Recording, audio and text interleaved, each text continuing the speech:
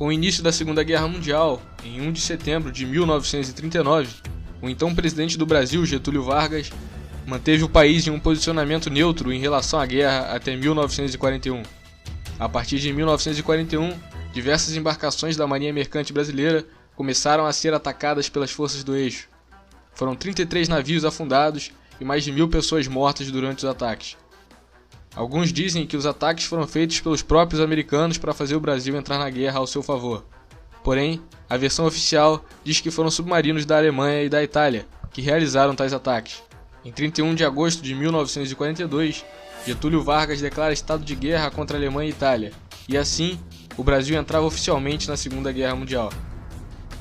Antes das tropas brasileiras irem para a Itália combater as forças do eixo, houve retaliação brasileira aos submarinos alemães, como por exemplo, em 31 de julho de 1943, o submarino alemão U-199 foi afundado por um hidroavião PBY Catalina, pilotado pelo piloto brasileiro Alberto Martins Torres. Outros submarinos alemães foram afundados com o apoio de aviadores norte-americanos, bem como por navios torpedeiros brasileiros. No dia 16 de fevereiro de 1944, foi publicado que 18 submarinos do eixo tinham sido afundados em águas brasileiras, por forças aeronavais brasileiras e norte-americanas. Para o combate na Itália, o Brasil criou a Força Expedicionária Brasileira, a FEB. Em 16 de julho de 1944, o primeiro escalão da Força Expedicionária Brasileira chegou à Itália. Ao total, 25.834 brasileiros fizeram parte da Força Expedicionária, formada por uma divisão de infantaria do Exército, um esquadrão de aviões de caça e uma esquadrilha de reconhecimento da Força Aérea.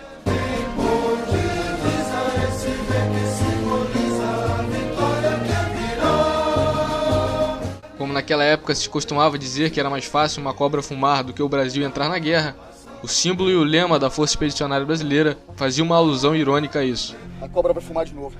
E vai fumar até o fim. A Força Aérea Brasileira tinha acabado de ser criada e formou o primeiro grupo de aviação de caça para a campanha na Itália.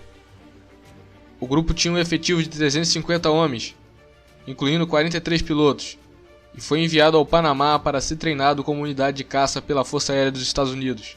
No dia 11 de maio de 1944, o grupo foi declarado operacional e passou a operar de forma independente nas missões de proteção à zona do Canal no Panamá. Logo após essas missões, os pilotos brasileiros foram enviados para os Estados Unidos, onde se aperfeiçoaram no P-47 Thunderbolt, avião que iria equipar o grupo futuramente. Na Itália, o primeiro grupo de aviação de caça cumpriu diversas missões de ataque ao solo, tendo os pilotos brasileiros autorização para montar suas próprias operações. O dia mais marcante para os nossos pilotos foi o dia 22 de abril de 1945. Naquele dia, mesmo com nevoeiro, as 3 esquadrilhas do grupo levantaram voo a fim de atacar alvos na região de San Benedito, destruindo pontes, balsas e veículos motorizados. 2 horas depois, uma esquadrilha levantou voo para uma missão de reconhecimento armado ao sul de Mantua, destruindo mais 80 caminhões e veículos alemães. Outros aviões do grupo atacaram posições fortificadas alemãs, tanques e balsas. Ao final do dia, o grupo havia voado 44 missões individuais, tendo destruído mais de 100 veículos e outros alvos alemães. 2 caças P-47 brasileiros foram danificados pelas antiaéreas alemãs, e um terceiro foi abatido. Esse foi o dia no qual foram despachados o maior número de missões de combate pelo grupo, e por isso é comemorado a cada ano como o Dia da Aviação de Caça no Brasil. O primeiro grupo de aviação de caça brasileiro voou um total de 445 missões, 2.550 missões individuais e 5.465 horas de voo em combate, de 11 de novembro de 1944 a 4 de maio de 1945. Nossos pilotos destruíram 85% dos depósitos de munições, 36% dos depósitos de combustível, 28% das pontes e 15% dos veículos motorizados da Alemanha nazista na Itália. Enquanto isso, em solo, responder com os únicos argumentos que a Alemanha respeita ao covarde atentado dos torpedeamentos de indefesos navios brasileiros em águas das costas do Brasil. Depois de tomar posição, as tropas dão início ao ataque. De seu posto avançado, um observador de artilharia transmite instruções às baterias pesadas. Finalmente, a ordem de fogo. Das bocas de aço começa a chover metralha sobre as posições inimigas.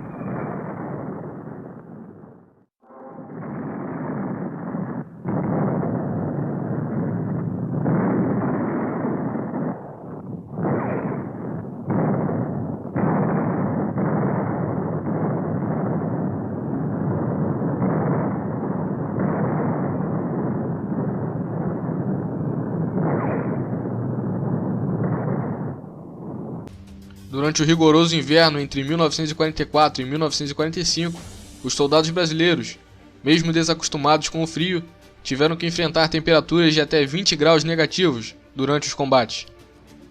Durante 2 meses, os brasileiros lutariam contra 2 inimigos implacáveis, os alemães e o frio. Durante o inverno, foram executadas ações para a manutenção do terreno conquistado e patrulhas visando ao reconhecimento do terreno e a fazer prisioneiros para a obtenção de informes sobre o inimigo. Ao total, a Força Expedicionária Brasileira aprisionou 2 generais, 493 oficiais e 19.679 soldados inimigos. Uma das batalhas que marcou a presença das tropas brasileiras na Itália foi a Batalha de Monte Castelo. A Força Expedicionária Brasileira enfrentou a 232ª Divisão de Infantaria Alemã. Após 3 meses de batalha, nossos soldados conseguiram vencer, tendo a Força Expedicionária Brasileira sofrido 417 baixas e os alemães 47 baixas. Com o moral elevado, a FEB prosseguiu numa série de vitórias. Em 5 de março de 1945, os brasileiros conquistaram Soprasosso e Castelnovo.